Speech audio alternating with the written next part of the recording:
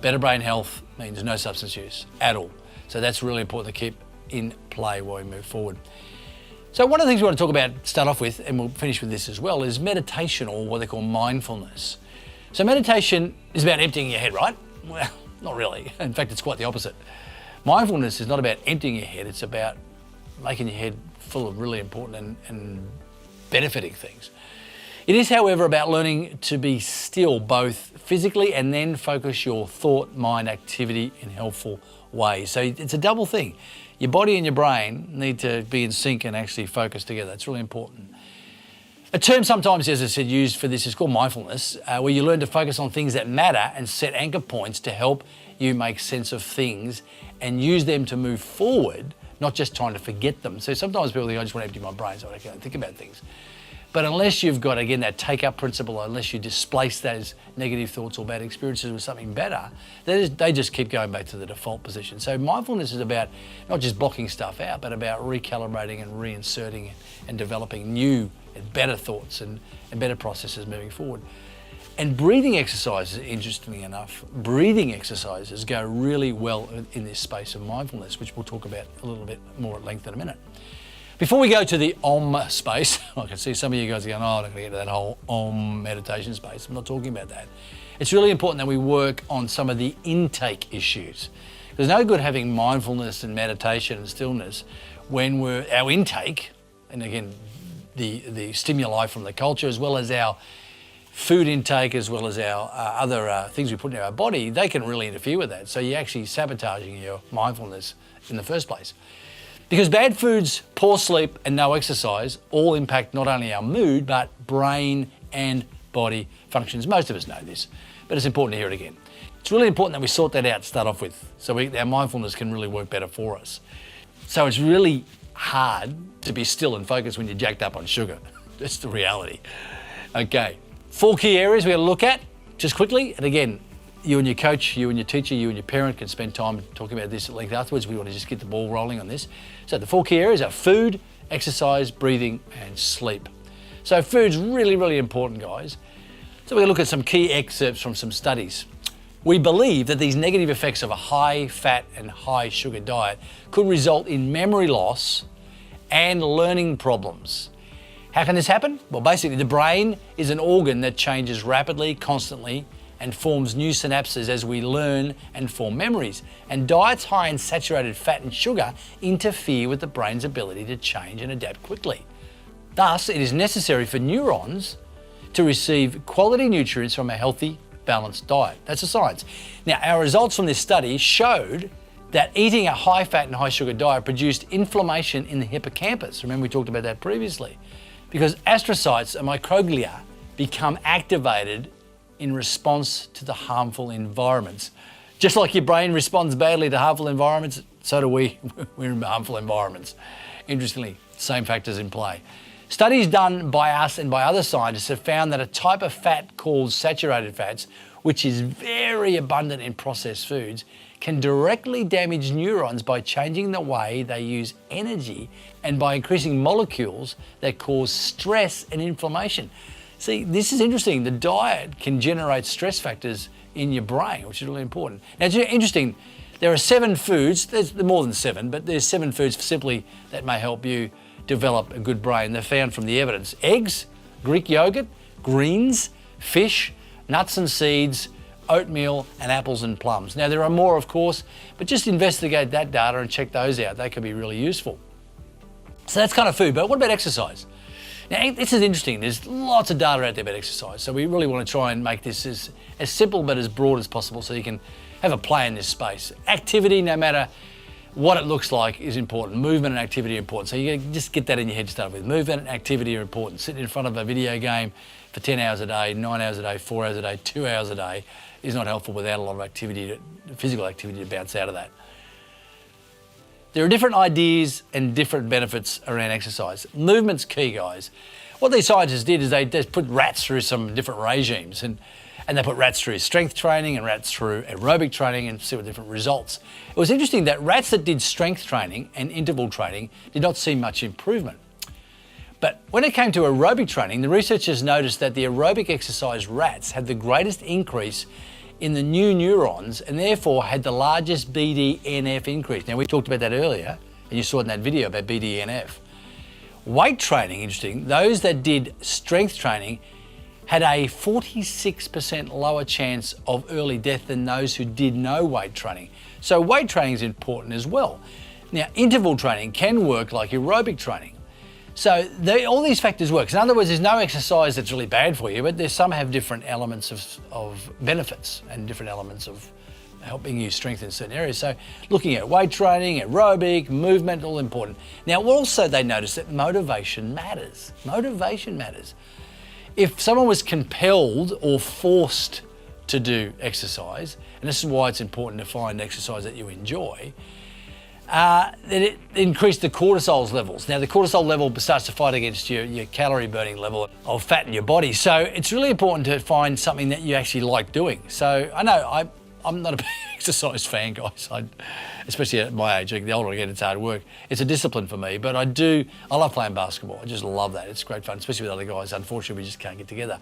But playing with someone else, enjoying the movement and having fun doing the exercise is also an important factor. Of course, just because you don't like exercise doesn't mean you shouldn't do it. Because doing some exercise is better than doing none, so that's really important. Okay, just a quick video clip on, is exercise good for your brain? Check it out. We've all bought a gym membership we never used. It's what New Year's resolutions are for. But you might be a little less shy of the treadmill if you knew working out didn't just tone your bum, but your brain. Here's how. Your brain makes up just 2% of your body weight, but it's very greedy, sucking up 1/5 of the oxygen you take in. When you start exercising, blood flows to your brain, carrying extra oxygen and nutrients to your neurons. It seems your brain is poised to take advantage of this feast. Scientists think that the increase in oxygen may help stimulate the production of new nerve cells in the hippocampus, known as neurogenesis. And as neurons are responsible for perception, memory, and everything else in the brain, increasing their number is like building your money reserve for a rainy day, when your brain is damaged from disease or loses nerve cells as it ages. These extra neurons add up and become part of what scientists have coined brain reserve. And that's not all. Researchers are finding that exercise may also help your brain, even after it's become damaged. One study put a group of 70 to 80-year-old women with mild cognitive impairment through a 6-month boot camp, pumping iron 2 days a week. At the end of it, researchers measured not muscles, but their brain's processing speed, and the ladies showed a clear improvement. So, exercise can be good for your brain as well as your body. And best of all, you don't need to pump iron. A little light gardening or a half-hour walk through the park will do just as well. Our third issue we looked at here is breathing. And this is really fascinating, guys. And it's something I've discovered more of recently. I think I've mentioned this previously, that those who made the mistake of taking up drugs in the first place, but then even worse, become dependent and addicted to them, and then having to work through exiting drug use and the long journey that was. It was hard work.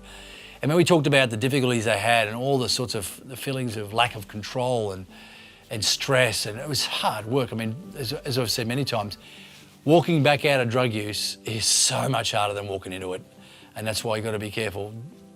Delaying uptake, better off denying uptake completely is the best way forward. However, one thing that they all discovered, that regardless of the lack of the control they had in all other parts of their life, things were out of control, relationships, work, health, the one thing they had control over all the time was their breathing, their breath. And focusing on that and using breathing techniques, not just to help them calm down, but actually rework the body, is quite fascinating. A lot of science on this, I'm not going to go into all of it right now, but I'll give you a bit of a taster. A growing number of studies show that breathing techniques are effective against anxiety and insomnia. I've actually found this for myself. Deep breathing exercises before I go to bed help me go to sleep and then go back to sleep when I wake up. These techniques influence both physiological factors by stimulating the parasympathetic nervous system and psychological factors by diverting attention from thoughts and helping with productive mindfulness. Again, the breathing and the mindfulness, we talked about that before. Now, breathing here is through the diaphragm. It's through your stomach, not your chest. It's your stomach going out and coming in. Really important. Breathing through your nose, not through your mouth. In through your nose and out through your mouth. Again, simple techniques. Takes a bit of patience, but once you do it for a few minutes, it becomes really second nature. It's really important. So again, a simple thing like breathing, just a simple thing like that can have a huge impact on your physical and your emotional health. It's not the great silver bullet, but in concert with the other factors we talked about, it's really, really helpful. The fourth one is sleep. Now, this is so important. Sleep deprivation, just a heads up on this, sleep deprivation is one of the best tortures known to man. You want to make someone unravel completely? Just keep them awake for long, long periods of time without sleep. And I'll say I'll do anything just so they can shut their eyes and go to sleep. It's your body, it can actually kill you. Your body needs to shut down. It needs to sleep. It's designed to sleep. And the more sleep and the more quality sleep we have, the better we are, the healthier we are. Obviously, sleep deprivation can be incredibly harmful to your emotional health as well. To quote Psychology Today, we are actually surprised to find that sleep loss significantly impacts the processing of both neutral and emotionally charged images. It turns out that we lose our neutrality. In other words, the ability of the brain to tell what's important is compromised. It's as if suddenly everything's important. And that's really important because there's stress levels. It's the whole, everything's important. And you've got 10 things in your mind. 8 could be not that important, but if your sleep deprivation makes you see it as important, then all of those 10 issues hit the 10 needle mark. They're peaking. They're all peaking. Whereas 2 of them should be peaking, and you can probably manage 2, but when they're all hitting you at once, and they're not that important, you're just overwhelmed. So that kicks all your other mechanisms into play, cortisol levels, stress levels, it just starts building up. So it's really important to remember that. Sleep helps with this. The question we want to ask you right now is, how do you think drug use will impact this? Now, if you're getting enough sleep, you're less likely to feel like rubbish and therefore reach for the quick fix, the Red Bull, which is not helpful. It's just not helpful. Yeah, it sure might jack you up, but what it's doing is undermining all the other helpful and healthy systems. And unfortunately, some people think, oh, well, I just need to keep going, so I'll keep self-medicating. In fact, if you're feeling really tired and you're not sleeping properly and you're not getting enough sleep and using Red Bull, for example, or a high caffeine stimulant, or worse, other drugs to jack you up, to keep you going, is only just undermining your overall health and your ability to sleep properly as well. So you're creating a vicious cycle of dysfunction. It's not going to help you in the long run. So the short and long-term harm is going to continue to grow. Of course, if you're having serious sleep problems and you can't sleep, and there's all sorts of factors involved, is seeing the medical professional. Remember that medical professional on your network, your 5-figure network? Seeing them and talking to them about that and getting proper prescription medicine that may help you, that's where you start. Self-medication with these other issues isn't going to help in the long run, it's only going to make it worse. Professor Ted Abel from the University of Pennsylvania said this: lack of sleep is a common problem in our 24/7 modern society, and it has severe consequences for health, overall well-being and brain function, as we've talked about. What is perhaps most striking is that these neuronal connections are restored with several hours of recovery sleep. Thus, when subjects have a chance to catch up on much needed sleep, they are rapidly remodeling their brains. So even though you have long periods of time where you're not sleeping well, even catch-up sleeps, even sleeps during the day, or having a sleep in on the weekend, not staying up till 1 a.m. and going to bed normal time and staying in bed, resting longer, that can help. Okay, time for quote of the moment. Stanford University psychologist Kelly McMonigal said this: when you ask the brain to meditate, it gets better, not just at meditating, but at a wide range of self-control skills, including attention, focus, stress management, impulse control, and self-awareness.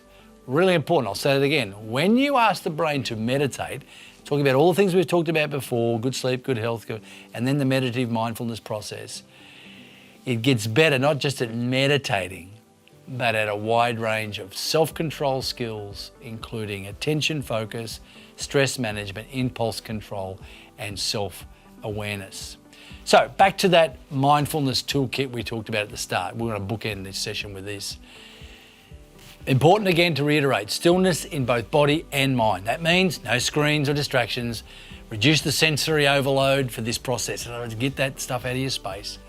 Time disconnected from the noise of the daily grind is important. Lots of opinions on this, but sure, the longer we spend meditating, the better. Most of the literature recommends to start small and a couple of times a day, say 5 minutes a day, twice a day, sit still, all those distractions gone, breathing exercises and reflecting and with mindfulness technique. But try and work your way up to over the couple of weeks to 15 to 20 minutes twice a day. And they find that that works best for developing mindfulness and all the positive factors that come from that. When it comes to that twice a day, we encourage you the second time to do it just before you go to sleep. So you're in bed, you do your mindfulness, your 5 minutes or 10 minutes with your breathing. That'll really help you drift off to sleep.